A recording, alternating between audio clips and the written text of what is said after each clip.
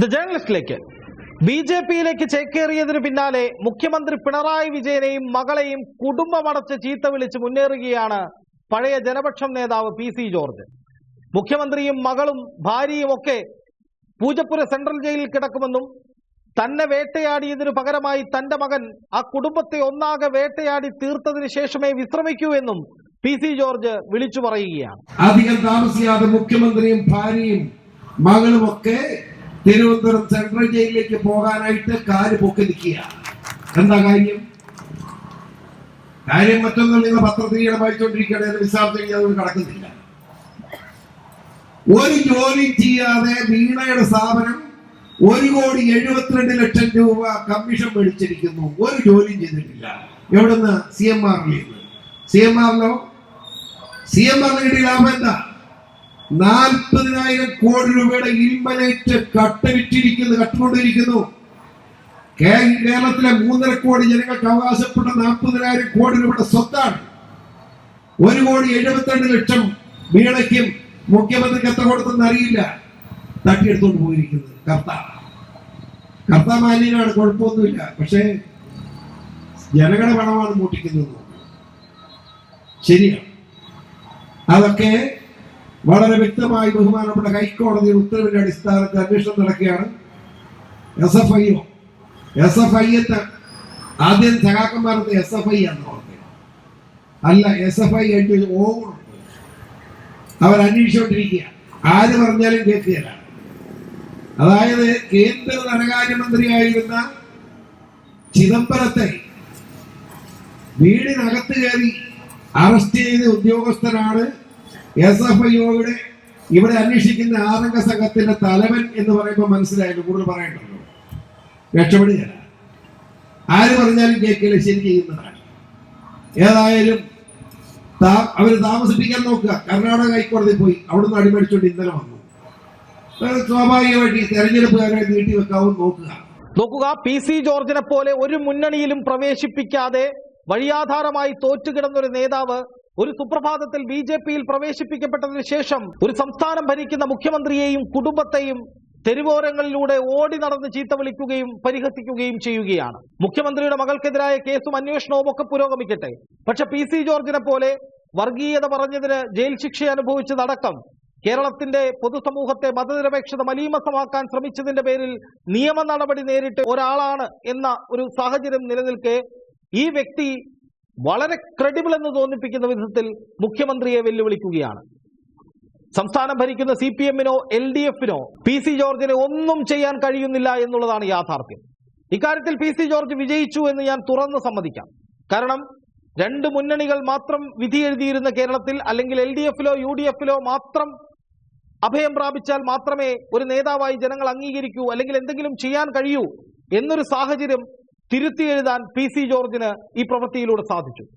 ആലോചിച്ച് നോക്കൂ. UDF പോലും ഇത്രയും ശക്തമായി മുഖ്യമന്ത്രി പിണറായി വിജയനെതിരെ പൊതുവേദികളിൽ സംസാരിക്കുന്നില്ല. നിയമപരമായി മാത്യു കുഴൽനാടൻ അടക്കമുള്ളവർ മുന്നോട്ട് പോകുന്നുണ്ടെങ്കിലും പിണറായി വിജയൻ ഇത്രയും വലിയ ആഘാതമുണ്ടാക്കുന്ന ഒരു നിയമക്കുരുക്കിലേക്ക് കാര്യങ്ങളെ എത്തിച്ചത് പി.സി. ജോർജ് മകൻ ഷോൺ ജോർജുമാണ്. ബി.ജെ.പിയിലേക്ക് ചേക്കേറുന്നു. അന്നേ ദിവസം SFIയുടെ അന്വേഷണം പ്രഖ്യാപിക്കപ്പെടുന്നു. തൊട്ടു പിന്നാലെ വീണ വിജയനെതിരായി നിരവധി ആരോപണങ്ങൾ തുടർച്ചയായി, കാനഡയിലെ കമ്പനി അടക്കമുള്ള നിരവധി ആരോപണങ്ങൾ തുടർച്ചയായി വരുന്നു. ഇതെല്ലാം താൻ പറഞ്ഞു ചെയ്യിച്ചതാണ് എന്ന് പി.സി. ജോർജ് കേരള പൊതുസമൂഹത്തിന് മുന്നിൽ നിന്ന് നിവർന്നു പറയുന്നു. ഷോൺ ജോർജ് ആകട്ടെ ഓരോ ദിവസവും ഓരോരോ വിവരങ്ങൾ വിവിധ മാധ്യമങ്ങളിലൂടെ പുറത്തുവിടുന്നു. അങ്ങനെ സംസ്ഥാനം ഭരിക്കുന്ന മുഖ്യമന്ത്രിയെ ഒരു പ്രതിപക്ഷ നേതാവിനേക്കാൾ ഉയരത്തിൽ നിന്നുകൊണ്ട് പ്രതിരോധത്തിലാക്കാൻ, അല്ലെങ്കിൽ വെല്ലുവിളിക്കാൻ, വിമർശിക്കാൻ ഒക്കെ പി.സി. ജോർജിന് വളരെ പെട്ടെന്ന് കഴിഞ്ഞത് ബി.ജെ.പി നൽകുന്ന അകമഴിഞ്ഞ പിന്തുണ കൊണ്ടാണ് എന്ന് തന്നെ പറയേണ്ടി വരും.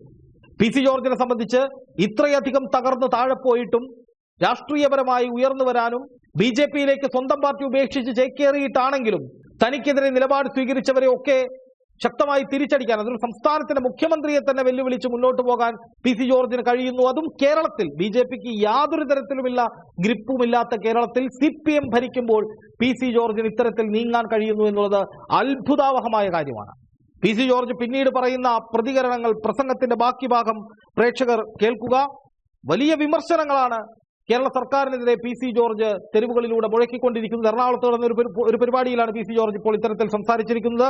അതിൽ തന്നെ പ്രധാനമന്ത്രി നരേന്ദ്രമോദിക്ക് വോട്ട് ചെയ്തില്ലെങ്കിൽ നിങ്ങൾ പട്ടിണി കിടക്കും എന്നതടക്കമുള്ള അതിഭാവുകത്വം കലർന്ന പല പരാമർശങ്ങളുമുണ്ട്. പക്ഷേ അങ്ങനെയൊക്കെ പറയുമെങ്കിലും PC ജോർജ് പണ്ടും അങ്ങനെയാണ്. പക്ഷേ ഇങ്ങനെയൊക്കെ പറയുമെങ്കിലും മുഖ്യമന്ത്രി പിണറായി വിജയനെതിരെ വ്യക്തിപരമായ കടന്നാക്രമണം CPM ഭരിക്കുന്ന കേരളത്തിൽ പൂഞ്ഞാർ ആശാൻ എന്ന് വിളിക്കപ്പെട്ടിരുന്ന PC ജോർജിന് ചെയ്യാൻ കഴിയുന്നു എന്നുണ്ടെങ്കിൽ കേരളത്തിന്റെ രാഷ്ട്രീയ പരിസരം വല്ലാതെ മാറിയിരിക്കുന്നു എന്നു തന്നെ മനസ്സിലാക്കേണ്ടി വരും. അതിനപ്പുറത്തേക്ക് പരാജയം കൊണ്ടും PC ജോർജ് തളർന്നിട്ടില്ല എന്ന് മകനിലൂടെ തെളിയിക്കാൻ PC ജോർജിന് സാധിച്ചു എന്നതും കേരള സമൂഹം വളരെയധികം അമ്പരപ്പോടുകൂടി നോക്കിക്കാണുന്ന ഒരു വസ്തുതയാണ്.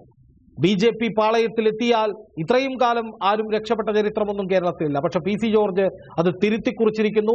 മകനിലൂടെ BJP ബാന്ധവം എന്നത് മകന് വേണ്ടിയാണ്. മകനിലൂടെ തന്റെ കണക്കുകളെല്ലാം തീർക്കാൻ ഈ BJP ബാന്ധവം ഉപയോഗിക്കാൻ PC ജോർജ് തീരുമാനിച്ചത് ശരിയായിരുന്നോ എന്ന് കേരള സമൂഹം ചോദിക്കുന്ന നിലയിലേക്ക് കാര്യങ്ങളെ എത്തിക്കാൻ PC ജോർജിന് നിസ്സംശയം കഴിഞ്ഞു. രാഷ്ട്രീയപരമായി അത് PC ജോർജിന്റെ വിജയം തന്നെയാണെന്ന് സമ്മതിക്കാതെ വയ്യ. ഇപ്പൊ വന്ന് പിണറായിയുടെ ഭരണം കൊണ്ട് നമ്മുടെ കടം എത്രയാണെന്നറിയാവോ? എല്ലാം പിണറായി 3100 രൂപയുടെ കടം പറഞ്ഞാണല്ലോ നിർമ്മല സീതാരാമൻ ഇങ്ങോട്ട് അയച്ചത്. നമ്മുടെ കടം എത്രയാ? പിണറായി 51,000 കോടി കിട്ടാണ്ട് ഇരുന്നപ്പോ 4,27,000 കോടി രൂപ കടമാണ് നമ്മുടെ സർക്കാർ. CAG റിപ്പോർട്ട് വന്നത് 4,50,000 കോടി വരുമെന്നാണ് ഇപ്പൊ പുതിയ റിപ്പോർട്ട് വന്നിട്ടുള്ളത്. ഈ 50,000 കോടി കിട്ടിയിട്ട് എന്ത് ചെയ്യാൻ എനിക്ക് മനസ്സിലായില്ല. അങ്ങേർക്ക് ഇനിയും ഭാര്യയോടൊപ്പം പല ദുബായിലോ മസ്കറ്റിലോ പോകാൻ വേണമെങ്കിൽ അത് ഉപയോഗിക്കട്ടെ, എനിക്ക് വിരോധമൊന്നുമില്ല, ഞാൻ പറഞ്ഞെന്നുള്ളൂ. ആ നിലയിൽ കേരളം നശിക്കുക. നമ്മുടെ കേരളത്തിന്റെ ഗതിയെപ്പറ്റി ഞാൻ പറഞ്ഞു. മുഴുവൻ കടം, ജീവിക്കാൻ മാർഗമില്ല, മന്ത്രിമാർക്ക് മാത്രം ജീവിക്കാം, സാധാരണക്കാർ പെൻഷൻ ഇല്ല, ശമ്പളം കൂടി മുടങ്ങാൻ പോകുന്നു. ഇങ്ങനെ പോയിട്ട് കാര്യമുണ്ടോ? അതിനിടയ്ക്ക് മോഷണം തന്നെ മോഷണം.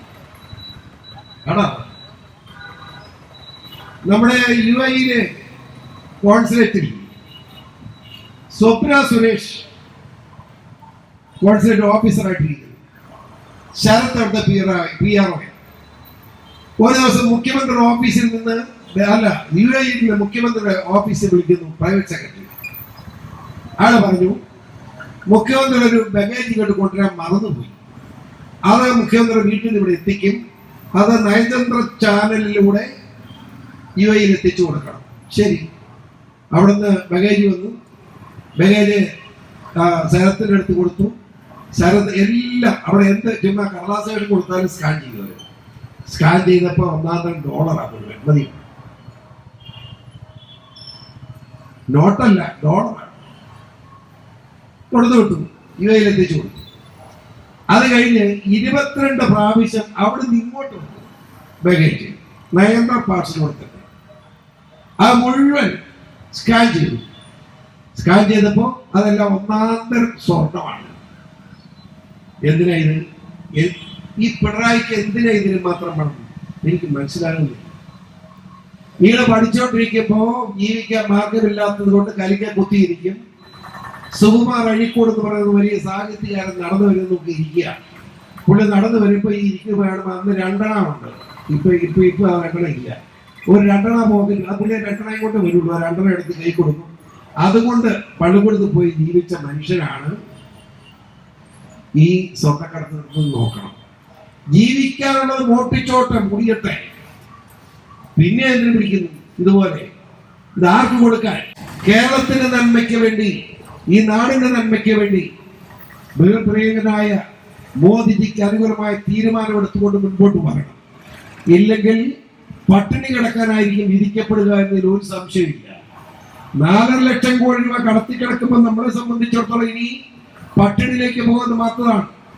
3.5 ലക്ഷം കോടി രൂപ കടത്തിലായ ഒരു രാജ്യമാണ് ശ്രീലങ്ക. ആ ശ്രീലങ്കയിൽ ആഭ്യന്തര കലാപമുണ്ടായി. ലോകരാഷ്ട്രങ്ങളുടെ ഔദാര്യം കൊണ്ട് ആ രാജ്യം ഇപ്പൊ നിലനിൽക്കുക. ആ സ്ഥലത്താണ് 600 കിലോമീറ്റർ നീളം മാത്രമുള്ള ഇന്ത്യ രാജ്യത്തെ ഏറ്റവും ചെറിയ സംസ്ഥാനങ്ങളിൽ ഒന്നായ കേരളം 4 ലക്ഷം കോടി രൂപ കടം ഉണ്ടാക്കിയിരിക്കുന്നത് എന്ന് നിങ്ങൾ അറിയണം. ഇതവിടെ പോയി നിൽക്കും. നിങ്ങൾ ആലോചിക്കും, ജീവിതം വഴിമുട്ടി നിൽക്കുക, മുന്നോട്ട് പോകാൻ കഴിയില്ല. ഇനി ഏകരക്ഷ മോദിജി എന്ന് ഉറക്ക വിളിക്ക് ഇവിടെ നിന്ന് വിളിച്ചാൽ കേൾക്കണം ഡൽഹിയിൽ. അദ്ദേഹത്തിന് ദീനാനുകമ്പയോടുകൂടിയുള്ള സമീപനം കേരളത്തോട് ഉണ്ടാകുന്നില്ലെങ്കിൽ കേരളത്തിൽ പട്ടിണി മരണം കൂടാൻ പോവുകയാണ്.